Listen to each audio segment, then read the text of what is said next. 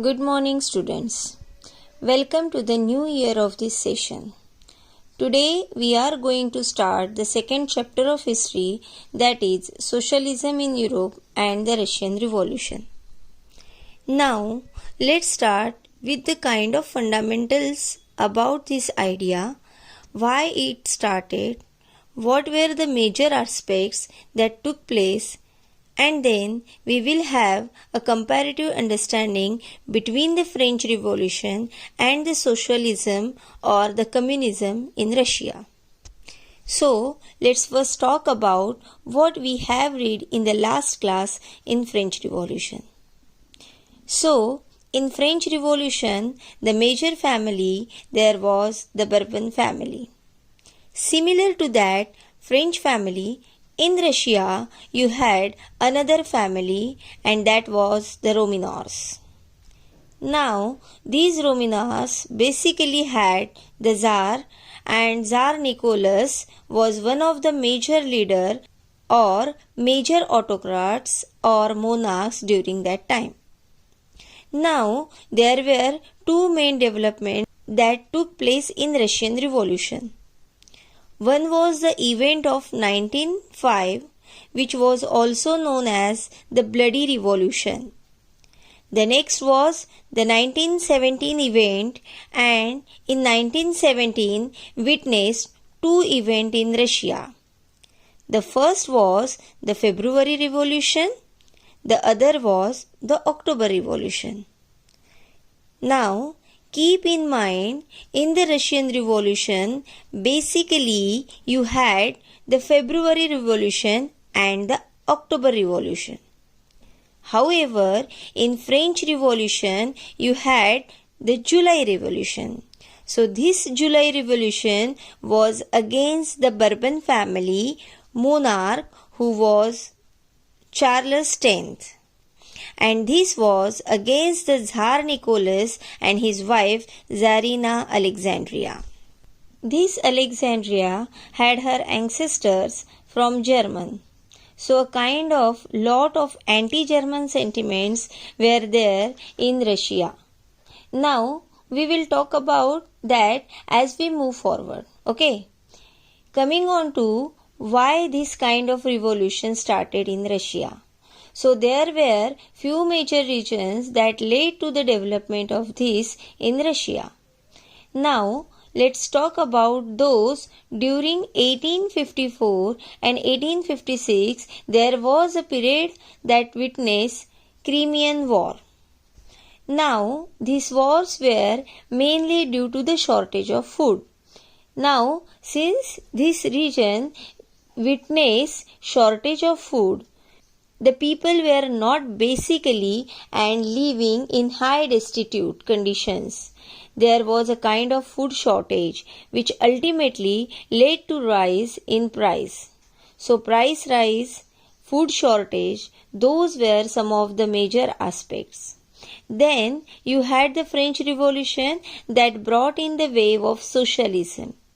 In Russia, again important development during the time was, that means during 1861, Russia was totally under the practice of serfdom.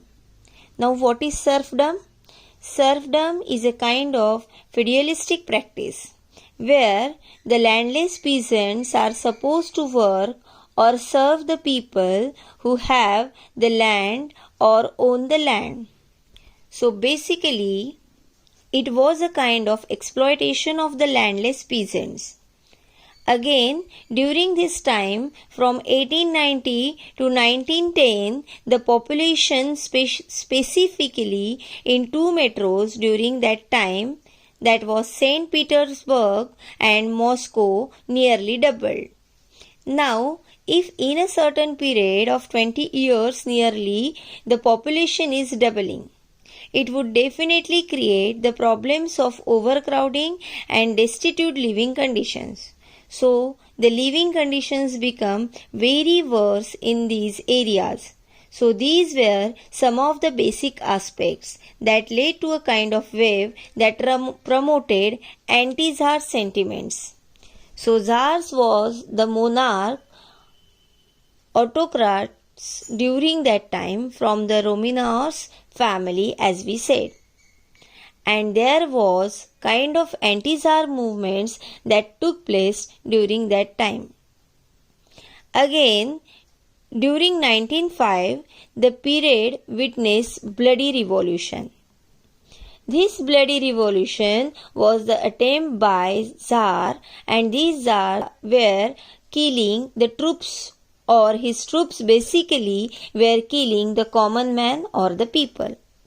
So that was a kind of very autocratic move during that time. That was being witnessed by the people, and people slowly and gradually started resenting it. So during this time, in 1900, you had the formation of the Russian Social Democratic Worker Party, which was basically in 1898, and later on till 1914, this party remained illegal and worked illegally, and later on it was recognized. So till this time, you had the bloody revolution. Finally, in 1917, the Tsar was abdicated, and you had two revolutions that were within few months. So first was the period of February, where the Tsar was losing its power, and the Romanovs family basically came to an end with the Tsar being abdicated. Then, in the month of October, you had the Bolshevik Revolution that came into the power. This Bolshevik Revolution was led by Lenin. Now, how Lenin's philosophy was different. Now, Lenin was a leader of Bolshevik party, and his philosophy was different from Menshevik party. Menshevik party was popular in Germany, and these Menshevik basically believed that the system should be open to all and everyone should have a say.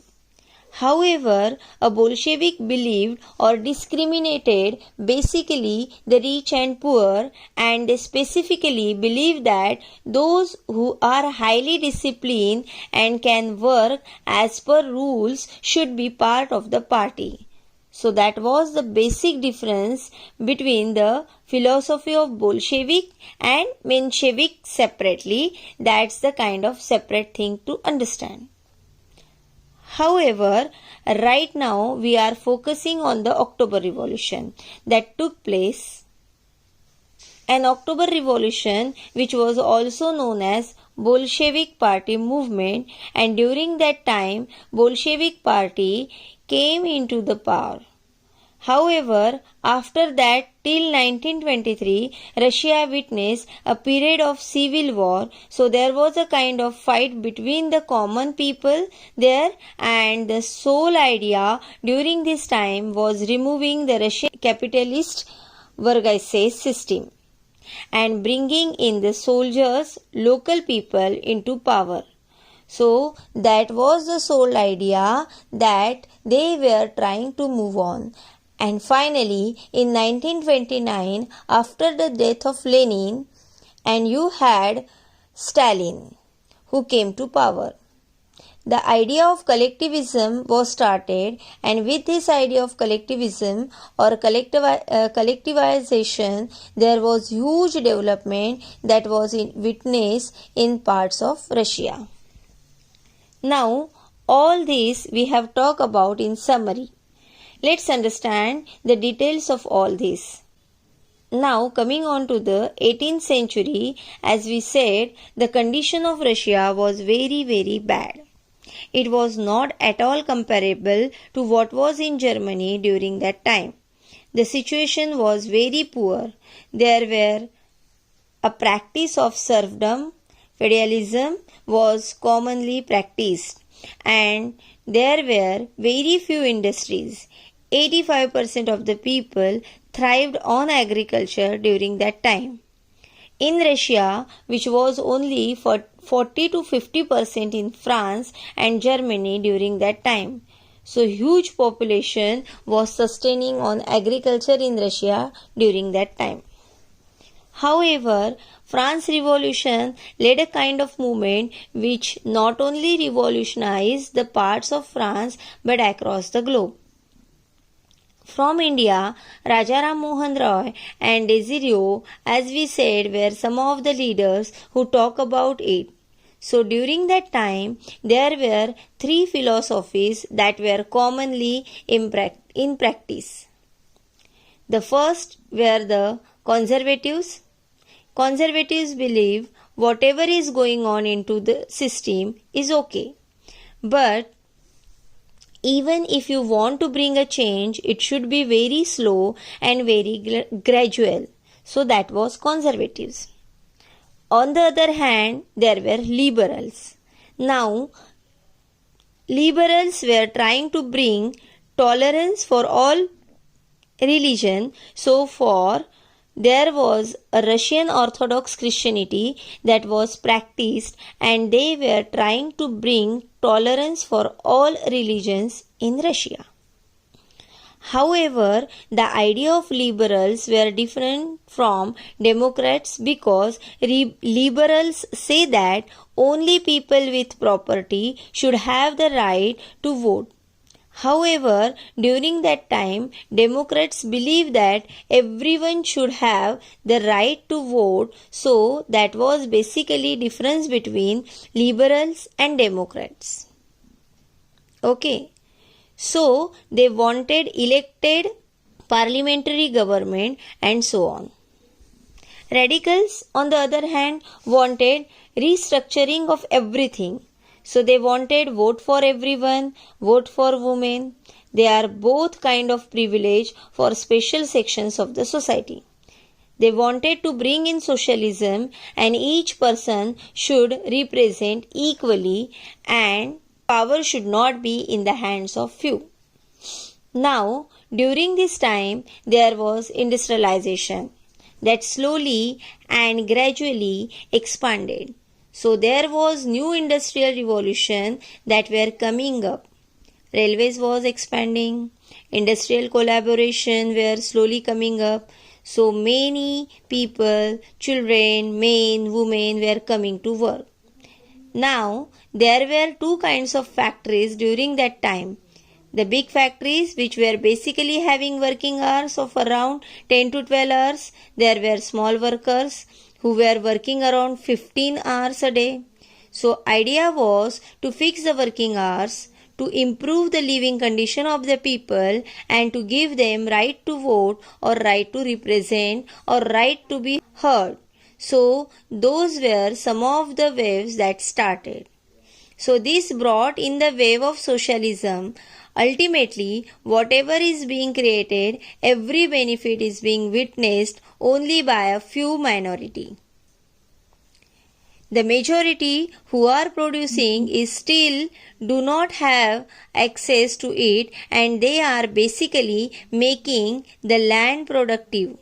So they should have a say in it.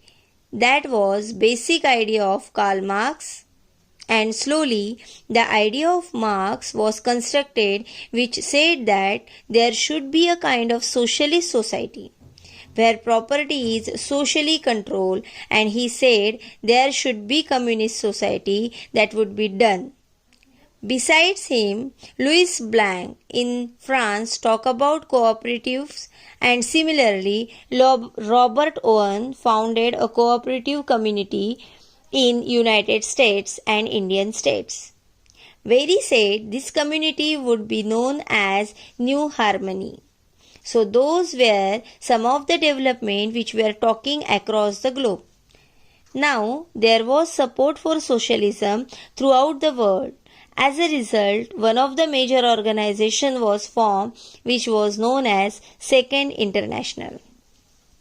Now Second International had its centers across the globe. You had workers in England and Germany who were working for similar things, the working arts, the right to vote. You had Germany which witnessed Social Democratic Party. Then you had formation of Labour Party in Britain.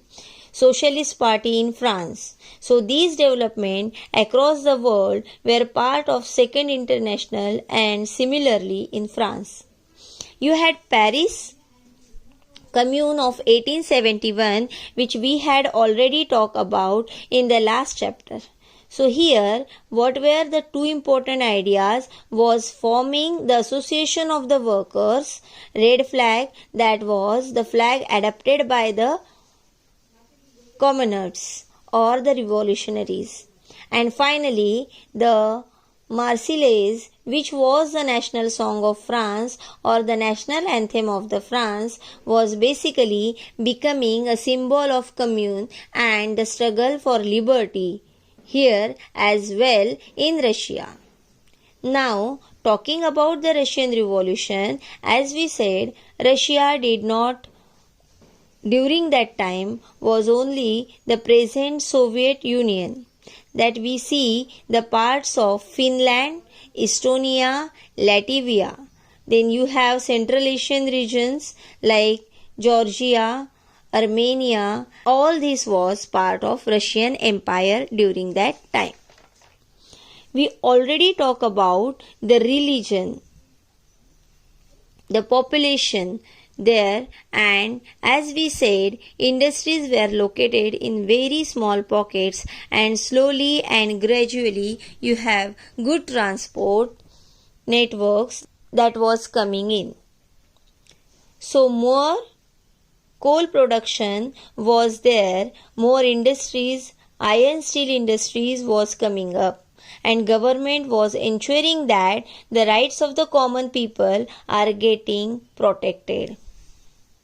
However, peasants were divided during that time, and many of them had their own religious beliefs, so the nobles who got to the powers were basically working for the service of the czars and not by the local popularity. So, the local popularity was only among the peasants or the worker community. So, these peasants said that they would not pay the rent anymore. They started murdering the landlords, and finally this movement started in 1902 in southern Russia, and by 1905 it was covering whole of the Russia. Therefore, 1905 is known as the period of bloody revolution, whereas people were basically against the government and Tsars was killing the troops. However, during this time, as we saw, there was wave of socialism that was coming up, but this period during 1914 also witnessed First World War. Now during First World War, what happened? There were two groups. One was the Germany, Austria, the other was Russia, France and Britain. Now Russia did not had much military. It was a kind of imperialistic society during that time. However, during World War I, this Russia suffered huge losses as compared to Germany. So Germany was really strong in technology, military, and Russia was not. And the losses that Russia suffered were huge. This affected the price, this affected the shortage of fuel, shortage of food, and ultimately led to a price rise, which affected the common man in Russia. Again, so during that time, there was again a wave that says that we should move towards a kind of anti-Tsar movement that finally came in as February Revolution. So coming on to 1905 Revolution, we already said how the things work around, and it was a kind of massacres that took place by the Tsar troops, which were killing the common man. However, the support was coming from the nationalists and the Zadists. These were the people who were supporting the spread of Islam to other societies. So that was the main idea. Now during this Bloody Sunday, Father Gapon, he was very important because he led the procession to the Winter's Palace, which was the main palace during that time, and many people were killed. There were strikes across the countries universities were closed, and demand for civil liberty and constitution assembly was raised. There were 4 members of the Assembly of Russian Workers, that was 1940. Now these was dismissed at the Putilo Iron Works, and the next many workers, more than 1 lakh workers at St. Petersburg, went to strike, saying that there must be reduction in the working hours and working conditions should improve. Again during this time, the Duma, which was the assembly during that time, was being dissolved off and on. So Tsar was not in the position to stabilize the situation. So the first Duma was dismissed within 75 days of its formation. Then it was re-elected, and finally third Duma came into power, which did not wanted any questioning.